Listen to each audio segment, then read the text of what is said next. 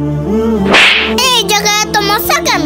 ওরে বাবা রে, আরে বাবার ভাইয়াকে তো মশা কামড়াচ্ছে, কিন্তু এখানে তো মশা আসলো কোথা থেকে? আরে এখানে তো মশা আসে না, আর পানিগুলো ফেলাই দেই। আরে সামিনোটা কি করছে? দেখতো আর কোথাও আছে কিনা। ওই তো,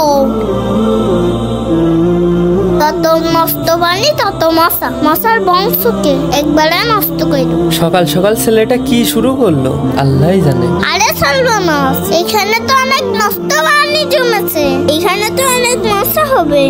কি করি এখন? আইডিয়া।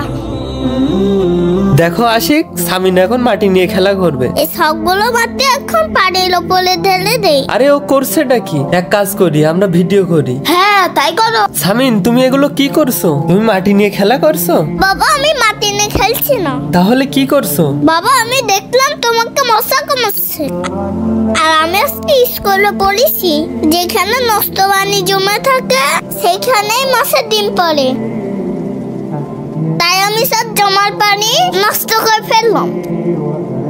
এইখানে মাটিটা ভরাট করে দিলাম। আমারও মশায় কামড়ে ফলাই ফেলেছে। হ্যাঁ মাশাআল্লাহ, এটা তো আমার জানাই ছিল না। আজকে আমি সামিনের কাছ থেকে একটা কিছু শিখলাম। Thank you Samin. Thank you বাবা। বন্ধুরা, সামিন কি সঠিক বলেছে? কমেন্টে জানিয়ে দাও।